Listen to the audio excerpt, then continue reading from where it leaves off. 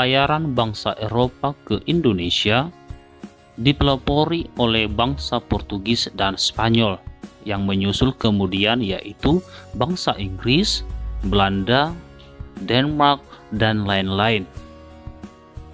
Penjelajahan Portugis dan Spanyol terlebih dahulu diawali dengan perjanjian Tordesillas yang dilakukan oleh Paus untuk menghindari persaingan antara Portugis dan Spanyol yang sama-sama negara atau kerajaan Katolik. Mereka membagi bumi menjadi dua bagian, bagian selatan dan bagian utara. Sebelah timur menjadi bagian penjelajahan Portugis dan sebelah barat menjadi bagian penjelajahan bangsa Spanyol. Penjelajahan samudra oleh Portugis pertama sekali diawali oleh keberangkatan Bartolomeus Dias.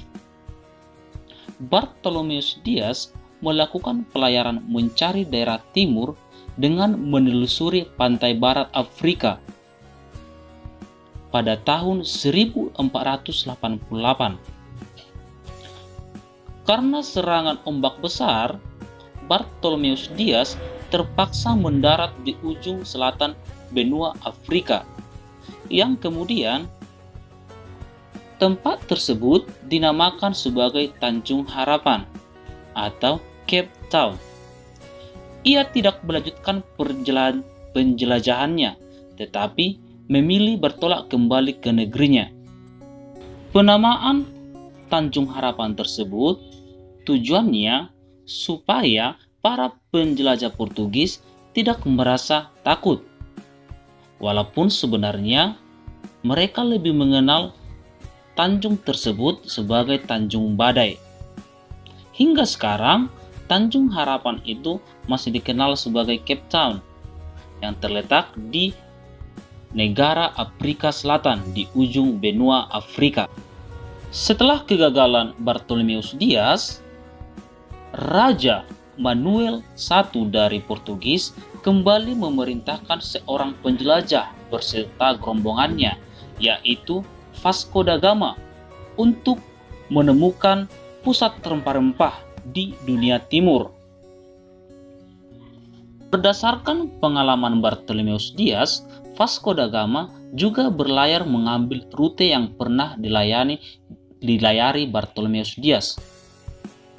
Atas petunjuk dari pelaut bangsa Moor yang disewanya, rombongan Vasco da Gama melanjutkan penjelajahannya, berlayar menuju pantai timur Afrika, kemudian berbelok untuk mengarungi Lautan Hindia atau Samudra Hindia.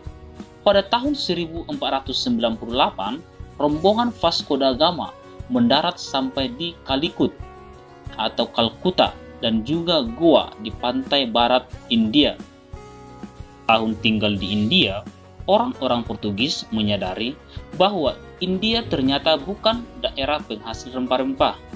Mereka mendengar bahwa Malaka merupakan kota pusat perdagangan rempah-rempah. Samudra oleh Portugis kembali dilanjutkan oleh Alfonso de Albuquerque yang menaklukkan Malaka pada tahun 1511. Selain bangsa Portugis, bangsa Spanyol bisa dikatakan sebagai salah satu pelopor penjelajahan samudra untuk menemukan rempah-rempah di dunia timur. Penjelajahan samudra oleh Spanyol pertama sekali dipelopori oleh penjelajah yang bernama Christopher Columbus. Pada tanggal 3 Agustus 1492, Columbus beserta rombongannya berangkat dari pelabuhan Spanyol menuju arah barat. Pada tanggal 6 September tahun yang sama, rombongan Columbus sampai di Kepulauan Kanari di sebelah barat Afrika. Ekspedisi penjelajahan samudra dilanjutkan dengan mengarungi lautan luas yang dikenal ganas, yaitu Samudra Atlantik. Salah satu kapalnya rusak. Para anggota ekspedisi hampir putus asa, namun Columbus memberi semangat bagi anggota rombongannya. Sekitar 1 bulan lebih berlayar, pada tanggal 12 Oktober 1492, rombongan Columbus berhasil mendarat di pantai bagian Kepulauan Bahama. Columbus mengira ekspedisinya sudah sampai di tanah Hindia. Oleh karena itu, penduduk yang menempati daerah itu disebut orang-orang Indian. Selain Christopher Columbus, salah satu penjelajah samudra dari Spanyol yaitu Ferdinand Magellan. Ferdinand Magellan berlayar meninggalkan Samudra Atlantik dan memasuki Samudra Pasifik dengan lautan yang relatif tenang. Sekitar 3 bulan lebih rombongan Magellan berlayar dan akhirnya pada Maret 1521 mendarat di Pulau Guam. Rombongan Magellan mendarat 4 April 1521 di Kepulauan Masava yang dikenal sebagai Filipina. Magellan menyatakan bahwa daerah tersebut sebagai koloni Spanyol. Tindakan tersebut menyebabkan mereka mendapat penentangan dari penduduk setempat. Terjadilah pertempuran antara kedua belah pihak. Dalam pertempuran tersebut, Magellan tewas. Selanjutnya, kita akan menjelaskan penjelajahan samudra oleh Belanda.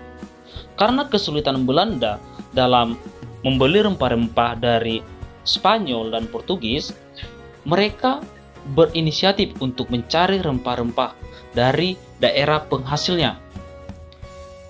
Kesulitan Belanda untuk membeli rempah-rempah dari bangsa Portugis dan Spanyol pertama sekali diawali karena perbedaan agama, yaitu Belanda yang didukung oleh Protestan, sedangkan Spanyol dan Portugis didukung oleh Katolik. Beberapa penjelajah terkenal dari Belanda yaitu Barents, Cornelis de Houtman, Abel Tasman.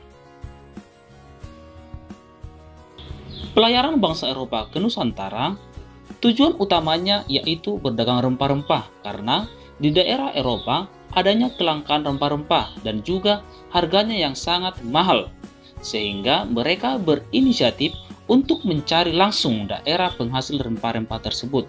Setelah mereka mencapai daerah penghasil rempah-rempah tersebut, mereka mengklaim daerah tersebut sebagai milik kekuasaannya atau milik negaranya, dan juga memonopoli perdagangan rempah-rempah yang sesuka hatinya menetapkan harganya kepada penduduk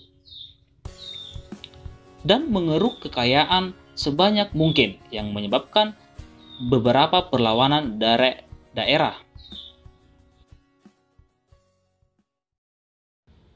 Sekian materi hari ini, sampai jumpa pada pertemuan selanjutnya dengan materi yang berbeda. Terima kasih.